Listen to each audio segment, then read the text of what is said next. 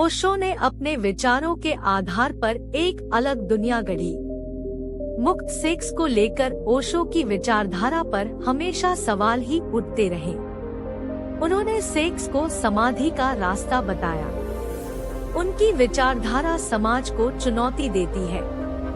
जो लोग ओशो के बारे में ज्यादा नहीं जानते, उनके लिए ओशो का नाम दुनिया भर के प्रसिद्ध बाबाओं और गुरुओं में से ही एक है।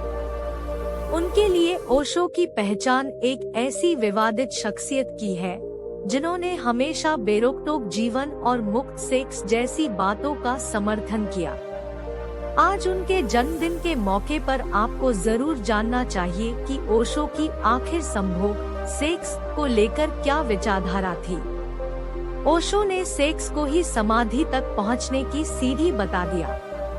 ओशो कहते हैं कि प्रेम का प्राथमिक बिंदु सेक्स ही है और जो लोग सेक्स को घृणा के नजरिए से देखते हैं वे कभी प्रेम कर ही नहीं सकते। ओशो के मुताबिक संभोग और समाधि के बीच एक सेतु है, एक यात्रा है, एक मार्ग है। समाधि जिसका अंतिम छोर है और संभोग उस सीढ़ी का पहला सोपान है। ओशो ने कहा है कि हमने सेक्स को सिवाय गाली के आज तक दूसरा कोई सम्मान नहीं दिया।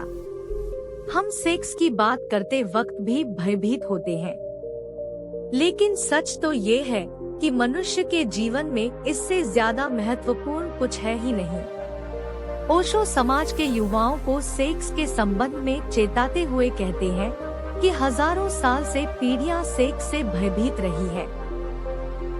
तुम भयभीत मत रहना, तुम समझने की कोशिश करना उसे, तुम बात करना, तुम सेक्स के संबंध में जो आधुनिक खोजें हुई है उनके बारे में पढ़ना, चर्चा करना और समझने की कोशिश करना। ओशो सेक्स को जहां थकान वाला बताते हैं, वहीं उसकी सबसे ज्यादा महत्व की भी बात करते हैं। उनके मुताबिक सेक्स थकान लाता है, इसकी अवहेलना मत करना। जब तक तुम इसके पागलपन को नहीं जान लेते, तुम इससे छुटकारा नहीं पा सकते।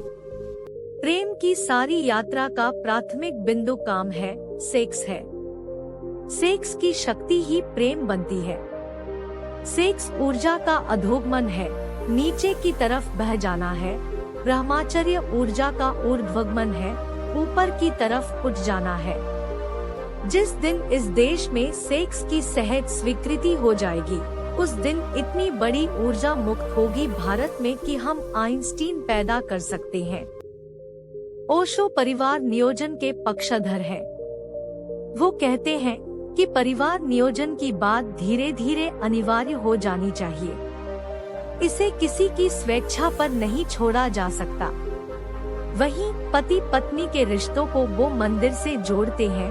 वो कहते हैं कि पति अपनी पत्नी के पास इस तरह से जाए जैसे कोई मंदिर के पास जाता है, पत्नी अपने पति के पास ऐसे जाए जैसे कोई परमात्मा के पास जाता है, क्योंकि जब दो प्रेमी संभोग करते हैं तो वास्तव में वे परमात्मा के मंदिर से ही गुजरते हैं।